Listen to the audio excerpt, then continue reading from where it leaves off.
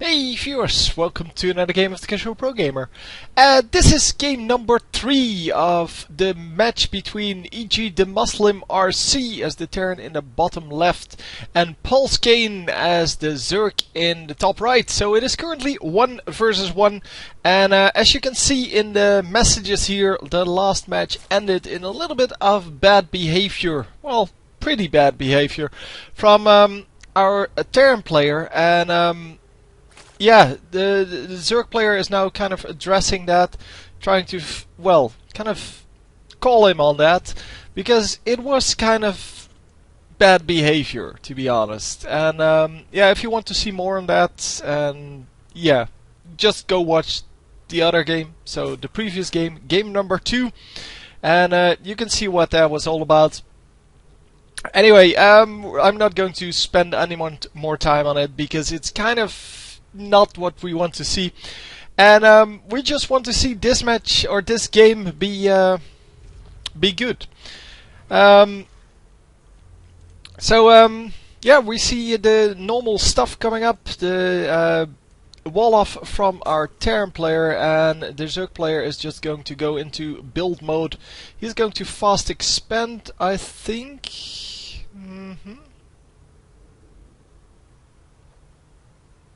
No? Yeah? There we go. There we go. So, getting the... yeah, getting the expansion really early on. Man, I'm getting distracted by this chat. I want to read chat, but I don't want to discuss it, so it's really annoying.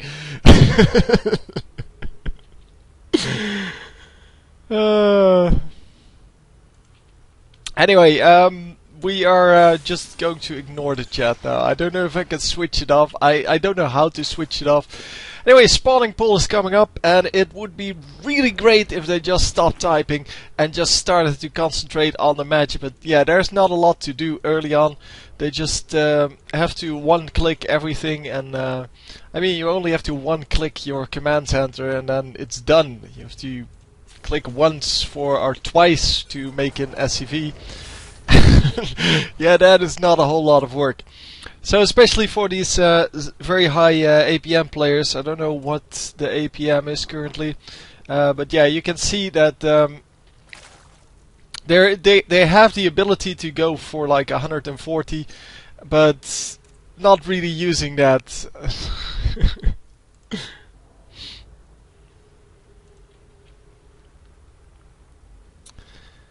So anyhow, we are going to see a scout. Yeah, the scout is already out of the base. There is no scout in here though. So the Zerg player not really concerned with scouting. He is coming in from behind and is not going to see anything that's going on. The next command center already coming up, and wow, that is really early, because he's still building this one. And yeah, they're going for a double expand here, and yeah, it doesn't even have any units out. Well, one marine is not units. I mean, that's just one marine, man. Yeah, we'll see if this guy is indeed good like he says he is, and is going to scout this, because I think this is just a follow-up on the bad behavior, because there is no way he can normally afford 2 command centers, plus of course the SCVs that go along with it and all such things. Anyway, it seems that we're finally done with the chatting, and we are going for a 3rd base here as well. But this is going to be super rich for both of them. They're going to be super poor early on, and then super rich later. But the Zerg can actually do 3 bases like this, but the Terran really can't, so we're going to have to see how he does. He kind of forgot this, it seems. He forgot to move his SCV, and oh yeah, he's building a 4th command center, so this is not going anywhere.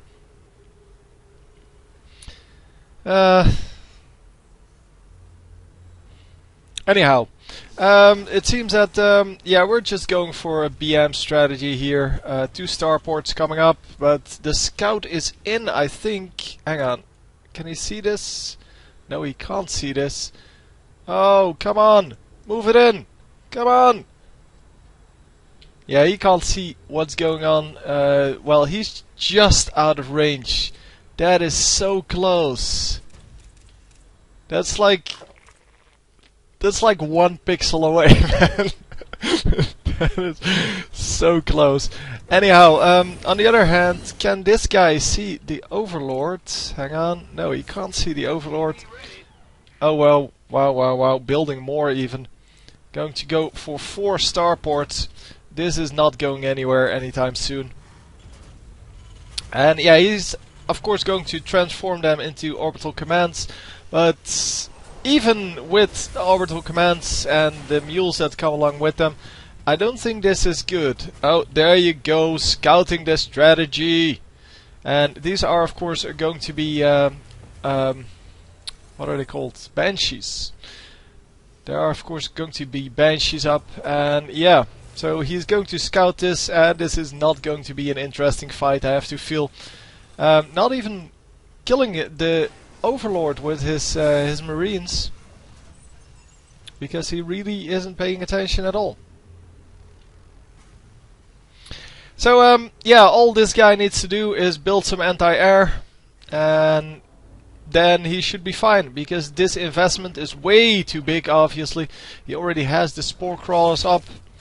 He probably built those immediately, and he's now going for, yeah, as you can see, the Spire, because an investment in 4 starports, sorry, 4 starports, yeah, that's way too much of an investment to switch to anything else anytime soon, at least, because well, these buildings are pretty expensive, but also you need a tech lab on all of them, and yeah, all you need to do as to counter that is build a number of corruptors or even mutalisks, and mutalisks would actually be good against these guys as well. And just, yeah, this is an excellent building placement. It's going to be very hard to go up against that. And yeah, our Zerg player is still playing seriously, whereas our Terran player really isn't. And this is kind of a disappointment.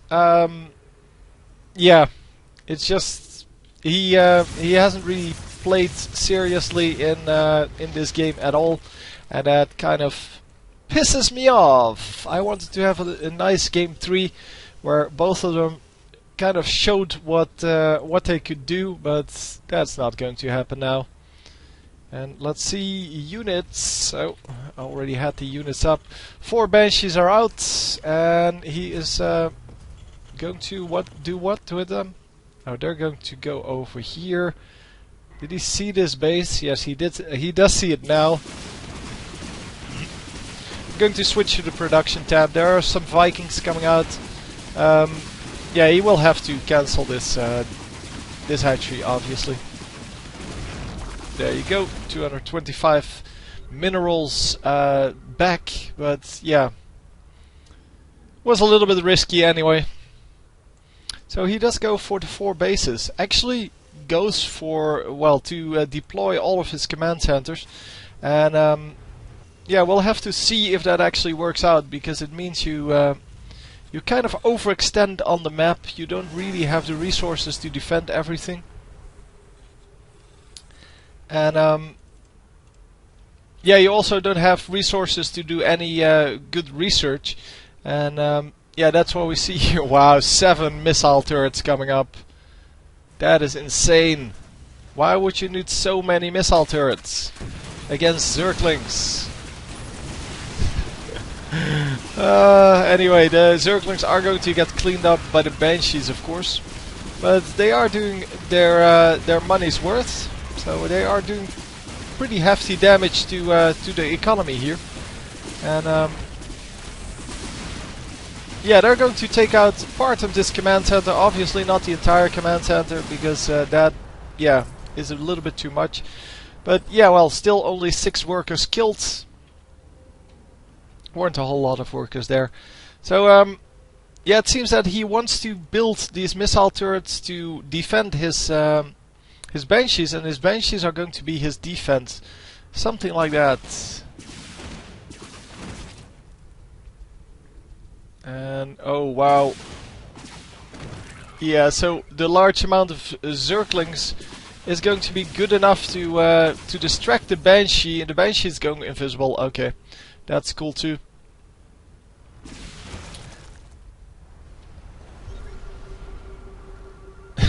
Wow, the scan goes off, but it doesn't matter. So yeah, these guys are going to do very well, obviously, against the Banshees, against everything in general. It doesn't even matter. What's... oh, it's a planetary fortress. I was like, what's killing them? But the planetary fortress actually killing them. So going for Thors here. And yeah, Thors combined with whatever else he had is good enough to hold this off for a little bit. But yeah, he's still going to lose one Thor. He's going to lose a command center.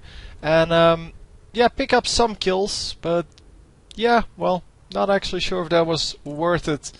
Yeah, the Zerg player is behind on resources here, but the Zerg player does have a much higher income. So we're going to have to see if they can actually make this into a good match. At least it's interesting. At least we see things that we normally don't get to see, because yeah, Thors against well, Thors and then and what are they called? Come on. The flying thingies. Oh man. Banshees. Thors and Banshees. We don't see those a whole lot as a combination because it's way too expensive. Also the 4 base expansion. Yeah, that's also pretty interesting. Well, and by interesting I mean weird. But anyhow, we have a large amount of Zerglings coming in, and the Zerglings are going to do relatively okay with these stores, but not against the Banshees, because the Banshees obviously way better against the Zerglings than well, than the rest, because the Banshees, yeah, they can just group up and shoot them all at once. Well, obviously not all at the same time, but yeah, well. They just have very quick shooting, and wow, actually has the blue flame upgrade here. So the pre-igniter, and yeah, this is going to be hard to hold off because there are no units here. So the units are coming in though. But Zerglings against blue flame Hellions, that is not going to be pretty. Yeah, as you can see, they just get toasted. And yeah, stop sending them in, man. Just build some roaches or something. Oh man, so many scans. But at least it's an interesting match. Come on. This is ridiculous. I've never seen this. I don't know if this is even a semi-valid strategy. Because he is building quite a lot of stuff, and yeah, that may actually work. Oh, the Brood Lords coming out. Brood Lords against Thors, that is not a fair fight. The Thors are going to win that normally, but I don't know if the range is the same. No, the range is actually only 7.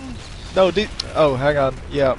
The air units, it's 10, and these have an air unit or air range of 9.5. So actually, the Thor should be able to win that. And yeah, we have some units still over here. He's going to have to deal with these invisible Banshees at some point, and Banshees aren't that hard to deal with. It's just getting some air-to-air units, and you're done. But apparently, he doesn't care enough about them, and he's going to... oh, wow, he actually surrenders. Blue player surrenders here, and yeah, I think that was mainly due to these guys. So yeah, look at those kills. All of them have 20 or more kills, and well, except for this one, only 16. Noob. But yeah, no drones mining. Just lost way too much to that harassment. And yeah, you can see here 52 workers killed, and yeah, for some reason this really did work. So even though he went for 4 command centers early, he went for 4 of these starports, and a complete troll strategy, but he still couldn't make it work. He still couldn't counter it properly. Even though, yeah, all he needed was air units against this, and then roaches or something against the other guys. Because roaches against Thors, that is not a fair fight. They do extra damage versus light, so building Zerglings against them, not the best idea, especially with the backup of these, where are they? Oh, they're not here, they're over here. Of these Banshees. So the Banshees of course do very well against well, the small units, because they do a lot of damage, so they like 2-shot every Zergling. And yeah, I don't understand how he couldn't make this work. I mean, he just completely got caught off guard, I guess. But yeah, roaches against the Thors, or, well, it doesn't matter. Thors are pretty easy to kill. That would have worked, and also, yeah, just against the Banshees, just go for, well, the air-to-air unit. I forgot what it's called, but, well, it's whatever morphs into the... hang on, I can find out, right? There are no larvae. Really? 0? He just... man. I hate it when that happens. I forgot the name.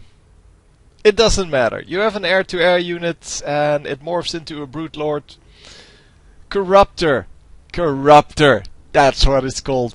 I just don't get why he didn't get to win here. Anyway, hope you enjoyed, and I will see you next time. GG.